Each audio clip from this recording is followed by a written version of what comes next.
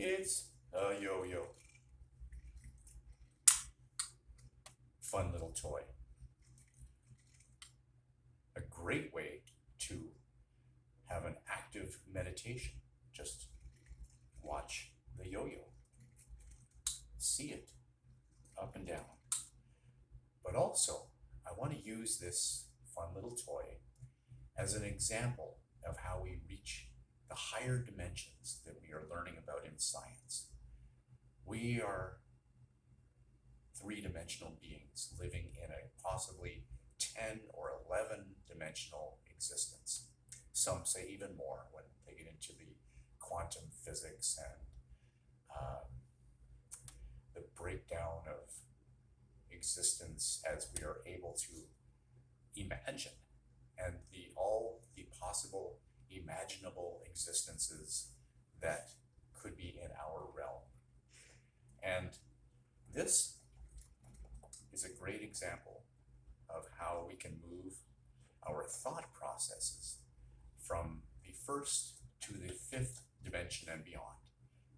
The first dimension would be a point, just a dot. It just is where it is. It doesn't move up, down, side to side, forwards, backwards. The second dimension would be the length of a string. It has left and right motion. It has up and down motion, but it has no thickness. It has no width. Yes, anyway. And I clearly, if I was a scientist, I could explain it better. Then we get into the third dimension where we have height, width, and depth. And from our perspective, that's the existence we live in. Now, the fourth dimension, they say, is time. So time is relative. So it is contextual, past, present, future. And then we get into the fifth dimension. The fifth dimension I'm going to explain this way. If I was an ant, and that would be the perception from a human perspective of what the fourth and fifth and sixth dimensions are. Well, as an ant, I would be along this string. And the string is spiral. And I'll show you here that this string, the yo-yo string, is in fact reminiscent or representative of the string theory, because it unwinds and opens up another dimension. We cannot perceive this dimension because we are existing on the three-dimensional plane, and so we do not perceive this other dimension. If I was an ant, I would perceive this dimension, and the higher dimensions of us existing would seem unimaginable.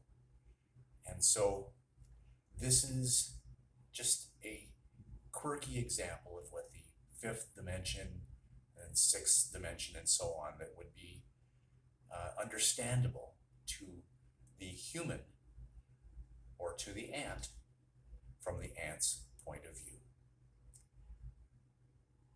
It's all wrapped up into theory for us. We use meditation. We use contemplation and deep, restful thought to imagine the potential, the possibilities, the existence that we might manifest for ourselves.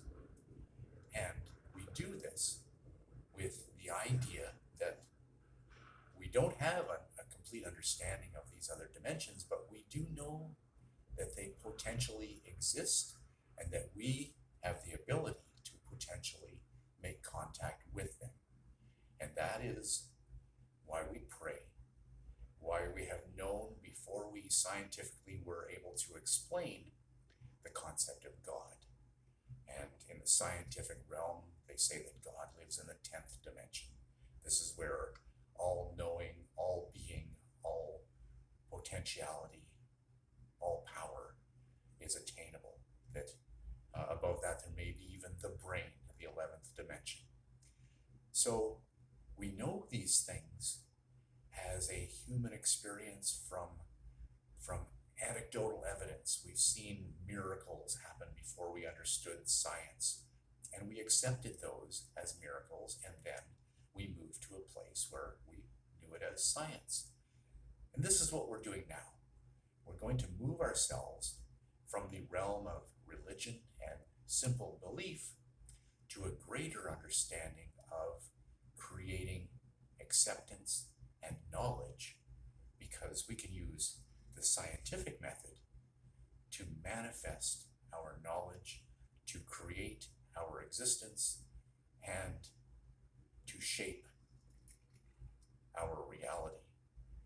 And so I can go from what I think I know to what I know, from one single point of reference to the 3 dimensions and beyond, to infinity and beyond.